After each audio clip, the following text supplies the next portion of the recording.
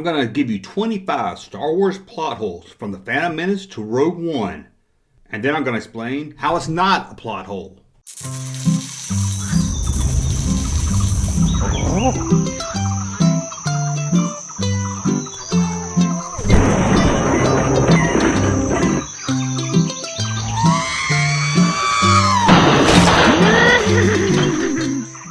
Welcome back to the Junk Room, everybody. It's me, the Junkman. Guess what? I'm coming back to you with another video. Coming back to you, coming back at you. Never can get that opening right. Need a better slogan to start my videos with. Anyway, Junkman back here again to talk Star Wars with all of you. So what are we going to talk about today? We're going to look at a website that gave 25 Star Wars plot holes from The Phantom Menace to Rogue One. And I'm going to explain how these are not plot holes. Now, I haven't read all of these yet, so they may have stumped me. They may be plot holes. One, I doubt a lot of them is actually going to have to do with the plot, so I doubt they're plot holes. But I'll give them the benefit of the doubt, even if they're not considered plot holes. I'll still explain how it's not a hole to the story. As always, you want to support this site? As always, if you want to support this site, head over to patreon.com. Become a Patreon supporter. Get a lot of cool stuff there. Extended cut, commentary of me, watching some of my older videos. You never know what you're going to find over there. Check it out. Patreon.com. Links in the description below or right up here in the corner. Also, if you want to support this channel another way, you can head over to thatjunkman.com and buy one of our cool t-shirts. Like this one right here. Ooh, now you have to admit that that's a cool t-shirt. Wouldn't you look snazzy wearing that to work on a dress down day? I know you would, and so do you. So now, let's talk about the 25 Star Wars plot holes listed by, who is it listed by? NME.com. What a name for a website. The part of the movie blog. Now, this was from 2017. I could have went with a newer one, but I like this one because it covered a lot more of the movies than just one. So, let's start with number one and see if he can stump me. Because I think I've heard everyone mention plot holes, and to me, 99% of them are not plot holes. They're easily explained. So let's start with number one. Episode 1, The Phantom Menace. Number one plot hole. Qui-Gon Jinn is Obi-Wan's master? Question mark. In The Empire Strikes Back, Obi-Wan's ghost tells Luke that Yoda was the Jedi master that instructed him. Unless he means Yoda taught him as a youngling, as Yoda does in Attack of the Clones, this cannot be true. Okay, let's break this down. Obi-Wan never tells Luke that he was trained by Yoda. He says instructed. And yes, as we see, Yoda teaches a lot of the younglings, but Yoda teaches everybody. He's a mentor. He's there for advice. I'm sure he instructed Obi-Wan many of times. Now, another thing, when you're laying in the snow about to die and a ghost appears in front of you, you don't want a whole long backstory. Obi-Wan had to get the information to Luke, enough for him to remember while he was dying in the snow, and get to Yoda. So it's easier to just say, hey, you're going to go to the Dagobah system, you're going to find Yoda, the Jedi Master that instructed me, and he's going to teach you about the Force. Instead of Luke dying there and he says, hey, I need you to go to Dagobah, find this guy named Yoda. Now, he didn't teach me anything about the Force, but he did teach my master, Qui-Gon Jinn. Qui-Gon Jinn and him was friends. They hung out on the Jedi Council a lot, although Qui-Gon Jinn couldn't really join the Council because he did some stuff in the past. Not really sure what that is, but we're not going to get into all that. But while you're laying there in the snow, I need you to go find this Yoda that instructed my master. So it's just too much. First you had Han riding up on a tauntaun. You had to get the information to Luke, short, fast, and for Luke to remember it and get to Dagobah. So that is in no way at all a plot hole. Let's go to number 2. The rule of 2 is flawed. In the prequel film, Yoda explains the rule of 2. That there can only be 2 Siths, a master and an apprentice. This works in the prequel, but in the original trilogy, the Empire and Vader conspire to recruit Luke Skywalker to their cause. This will make 3 Siths, not 2. Well, apparently this guy, who wrote this story? What's your name? I'm going to put you on blast. What's your name? Larry Bartlett? Well, Larry Bartlett Apparently you need to watch the movies again, because this is kind of explained in The Empire Strikes Back and Return of the Jedi long before the prequels. No, it's not something that was added in the special editions. Darth Vader wants Luke to join him and kill the Emperor and rule the galaxy as father and son. He says it in The Empire Strikes Back. And the Emperor wants Luke to take the lightsaber and strike down his father, give in to his hatred. They both have a plan for there just to be two. Vader wants to rule the galaxy with Luke at his side, and the Emperor wants a better Darth Vader. He wants Luke Skywalker. This is simple. This was something we all knew from the original trilogy long before the prequels, so I don't know how this one is listed as a plot hole at all. It's more should be listed as stuff I didn't pay attention to when I watched the movie. Okay, number 3. Anakin has no father. I mean, come on, that's a big plot hole. How's that a plot hole? Did they ever say Anakin in the other movies had a father? I mean, really, how is that I don't even understand how that is a plot hole. He was made by the Force. I don't even understand how that's a plot hole, so I can't really explain it because I don't really, they didn't explain how it's supposed to be. Do droids need corporates and lieutenants? Why don't they operate from a center server that instructs a lot of them at once? Do they actually need some kind of ranking system? Okay, again, it's not really a plot hole, but I guess you need some droids that's more, I guess you have some droids that's better tasked at giving directions, giving orders. Maybe they're a little more high advanced, although they do look the same as the battle droid. Maybe there's a reason why they're higher up on the army pole. Or maybe it's some way to conduct some kind of order. Not really sure. There are droids. I mean, after all, these droids use binoculars. Why do they even need binoculars? So, if you want to list this as a plot hole, I could give it a plot hole. But it really has nothing to do with the plot, so I don't see how it's a plot hole. But more like, hey, whoever designed these troopers designed them with ranks for no reason at all. Let's see what else we got. Let's go to Attack of the Clones, number 5. Padme knows where Anakin is.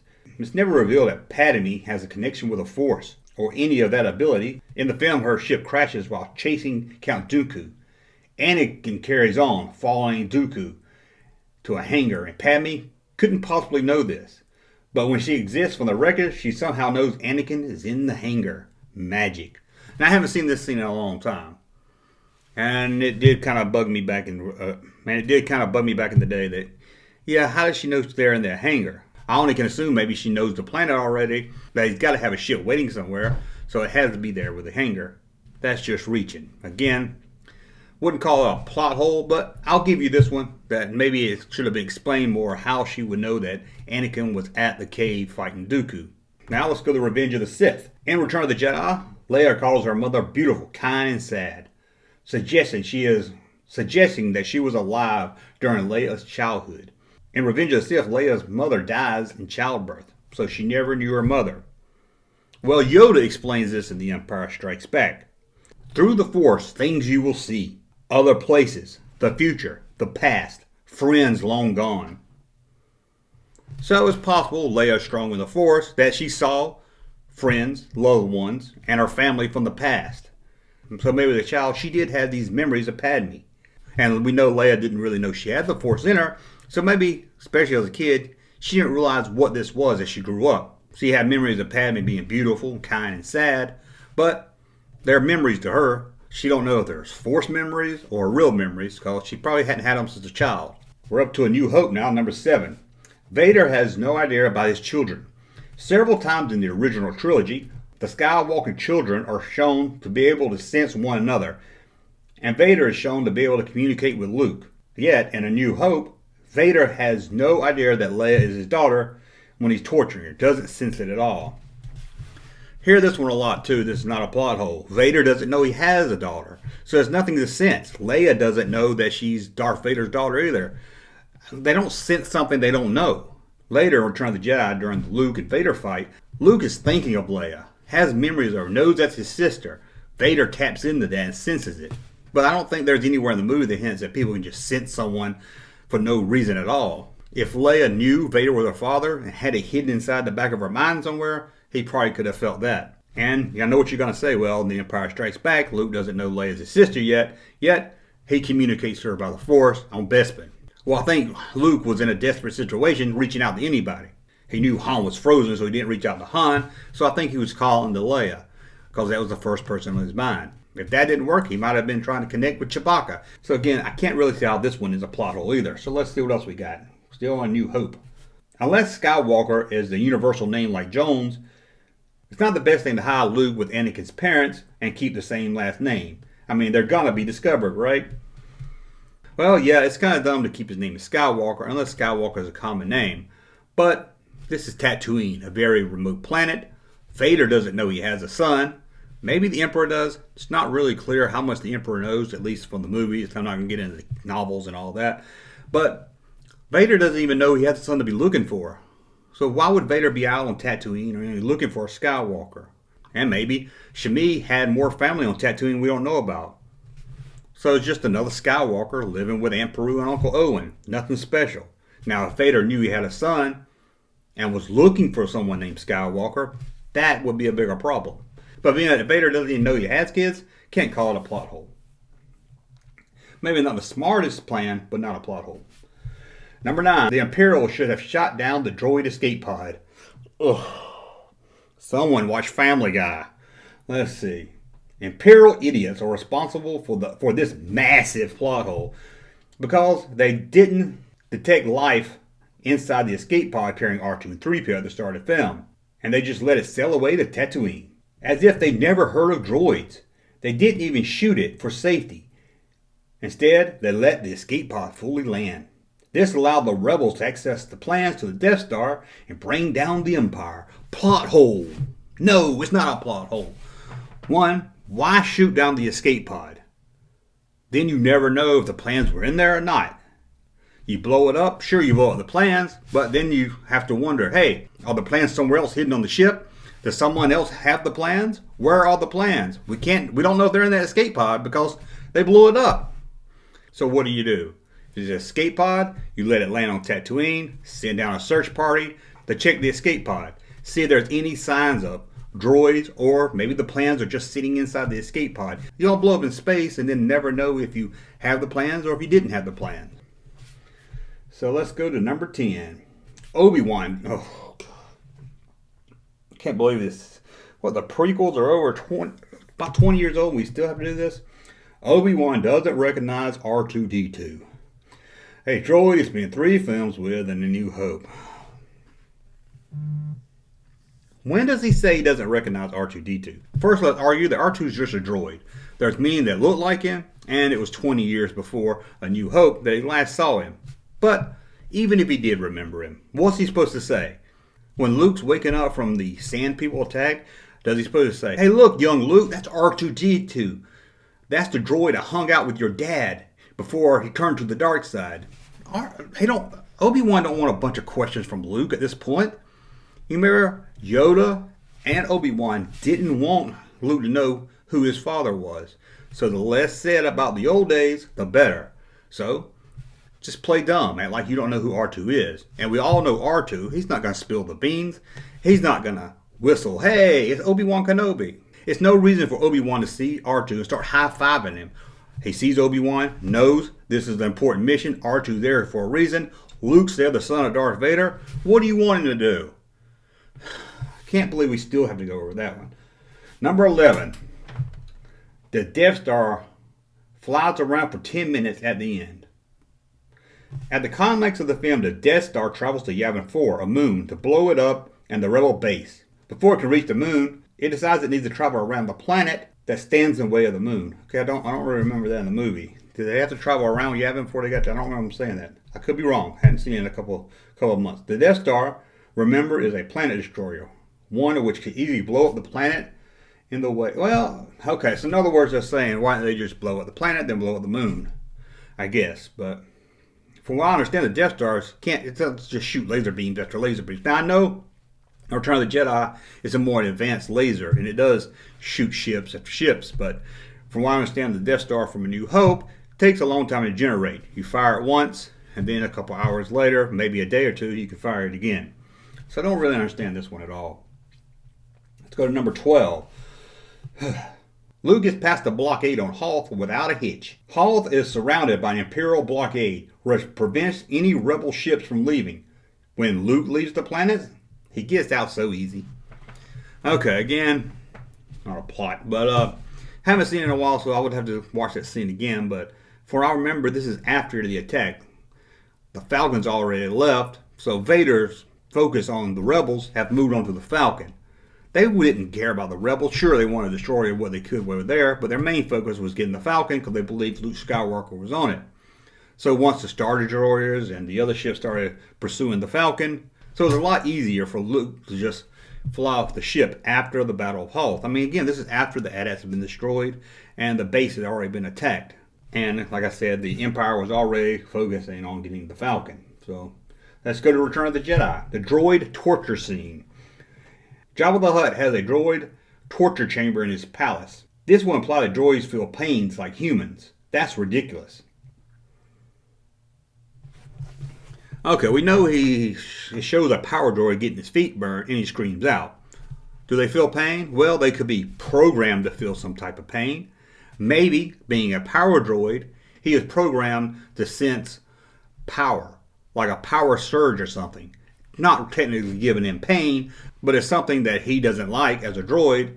That way he can avoid when he's working on power couplings or whatever he's working on. Maybe this is a way.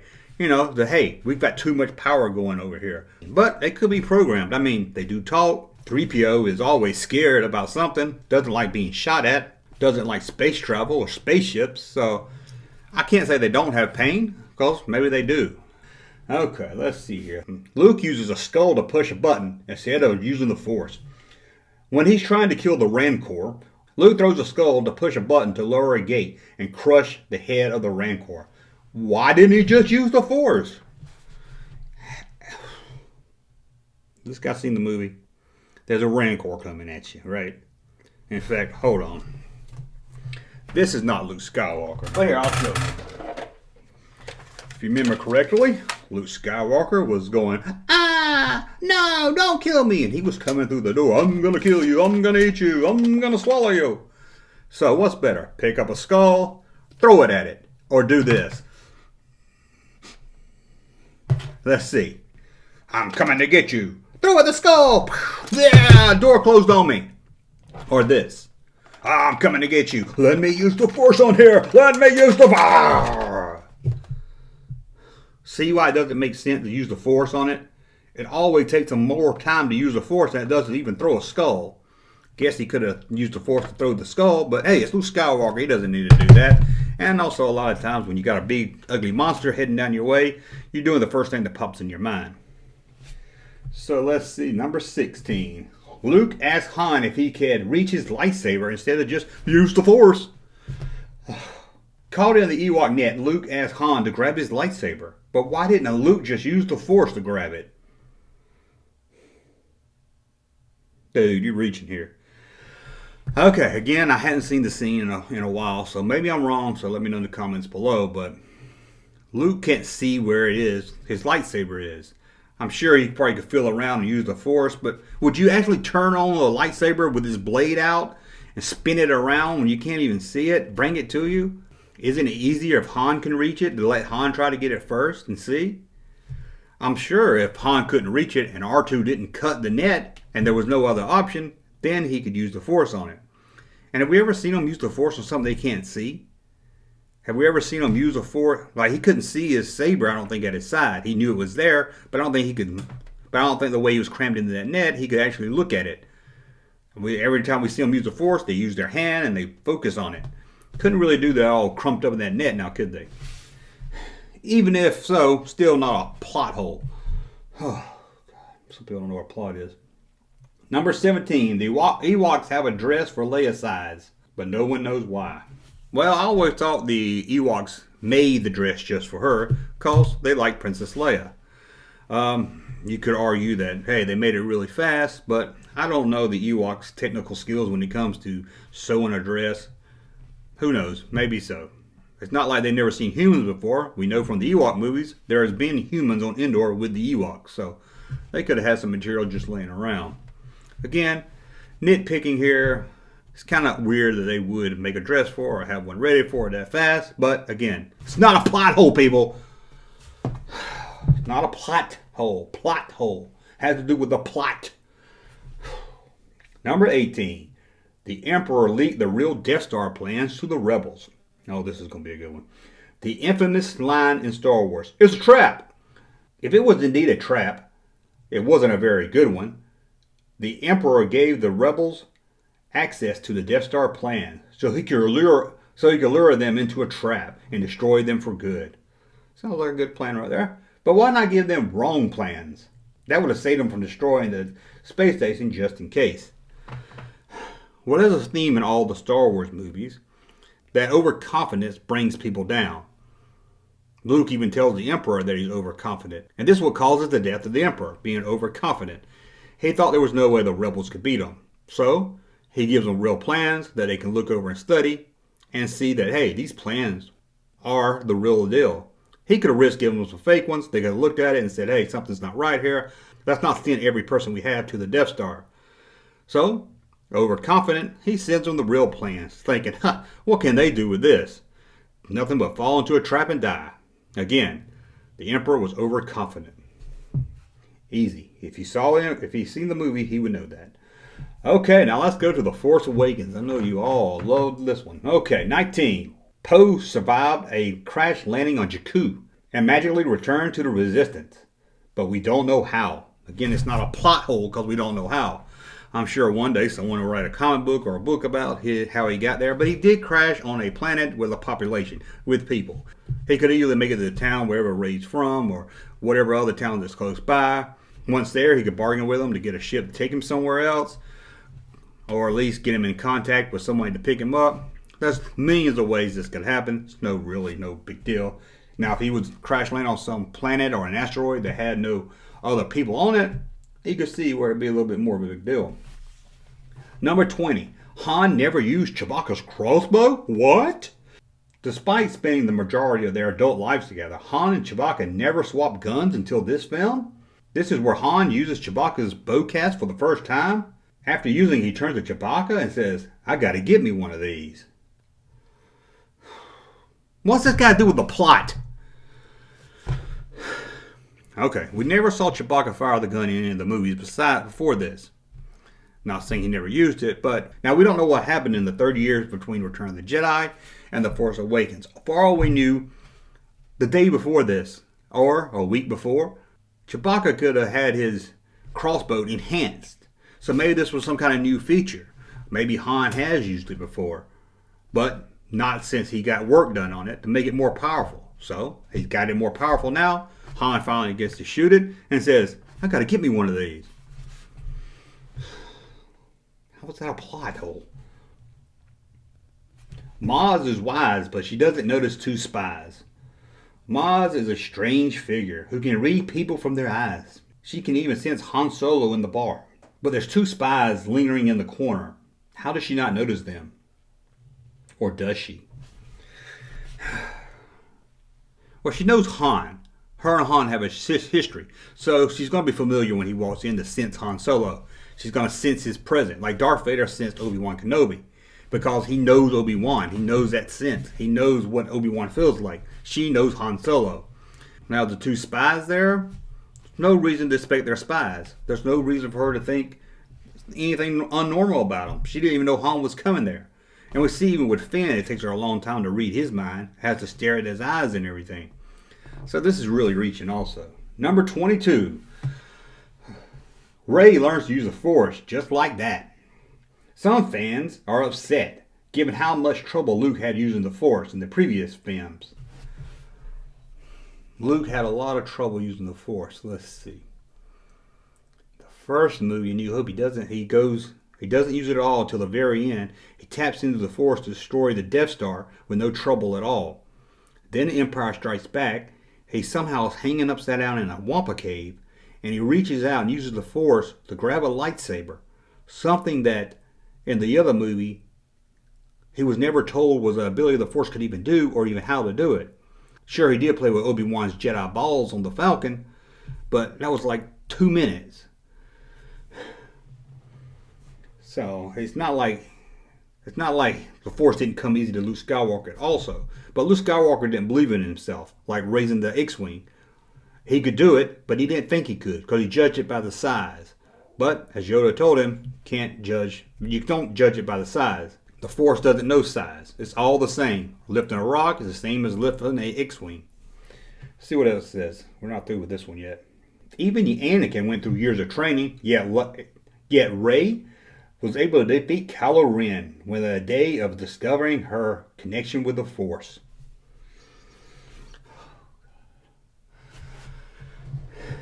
As Obi-Wan says in New Hope, the Force moves through you. Luke asks Obi-Wan, you mean the Force can control your actions? So we see there, the Force can make you do stuff that maybe you haven't been trained to do. But it also can obey your commands. That probably takes more training to get it to obey what you wanted to do. Also, I think a lot of people get mixed up between Jedi and a Force user. We don't see anywhere in the Star Wars movies that you need training or a skill to use the Force in any way. Sure, it takes Anakin a long time to become a Jedi, but that's becoming a Jedi, not on how to use the Force. Luke simply uses the Force pretty quickly, and so does Rey. I don't see the big deal here.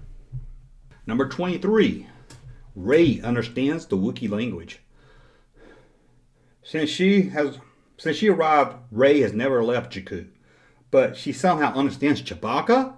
Maybe we can just say that's part of her Force powers. Plot hole. Did they see the movie? She's on a planet with different races, different aliens coming and going. It's not impossible that maybe she ran into a Wookiee here or there. Who knows? We don't know her whole backstory. Maybe between the age of 10 and 12, she was best friends with a Wookiee. We don't know. It's not that shocking. We've seen other people speak other languages in Star Wars. We didn't ask how they learned it. I don't even know what to say about this. Number 24. R2 and 3PO know each other? Oh, Rogue One. I should say this is from Rogue One. In Rogue One scene, before they go to Leia's ship and join the battle, R2 and 3PO are shown talking to one another. In A New Hope, about 20 minutes later, they suddenly don't know each other.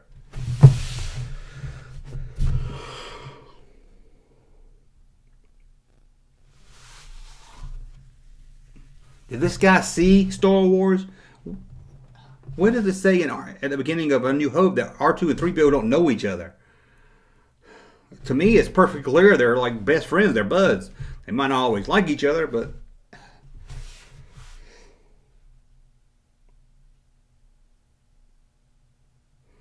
He thinks R2-D2 and 3PO didn't know each other until they met in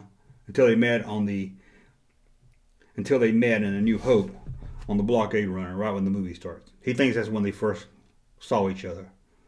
We see them walking around together side by side. Oh. Let's go. Number 25, the last one. Let's see what this one. Let's hope this one's better. Leia's an important figure, yet she's at the Battle of Scarif. Okay, let's see here. This ties up Rogue One and A New Hope nicely. But why is Leia at the battle?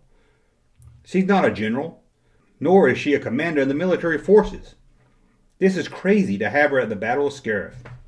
Rogue One takes place about 10 minutes before A New Hope.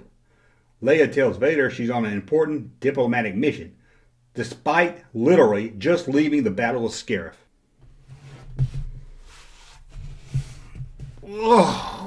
Oh, God. At least watch a movie before you start making plot holes about it. First, I don't think she was at the Battle of Scarif. Correct me if I'm wrong, but if I remember right, again, I haven't seen it in a while.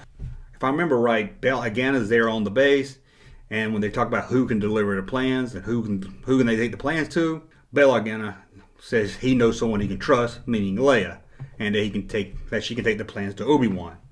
So apparently, Bail Organa says, "Hey, get your blockade running ass over here, pick up these plans." Plans was transmitted from Scarif to the rebels. The rebels then put it on that disc, got it over to her on a blockade runner. She wasn't there during the battle. Sure, she probably stopped by close to it to pick up these plans, but it's not like she was at the battle. She got the plans, took off, and also she does tell Vader she's on a diplomatic mission, but this is just Vader and Leia going at it. Leia knows why Vader's there. Vader knows why that she has the plans, but they're playing cat and mouse here. They're playing against each other. It's like if you were pulled over by the police and you had something illegal in your car and the police knew you had it in your car and you knew the police knew that you had it in the car, but you're still not going to say, "Hey, I got a bunch of cocaine back here in my trunk." You're going to play stupid. You're going to say, hey, I'm just going to work. I'm just driving down the road. Come on. Anyway, that's 25 plot holes from Star Wars that I hope I explained. Or you can leave in the comments that I'm stupid and these are all still plot holes. Or if you got a plot hole I didn't cover here, put it in the comments below and I'll try to show you how it's not a plot hole. And remember, just because something happens in a movie that's not explained, that doesn't make it a plot hole. Anyway, I want to thank you for watching. Be back very soon for another video. Thank you, sir, for that unsolicited testimony.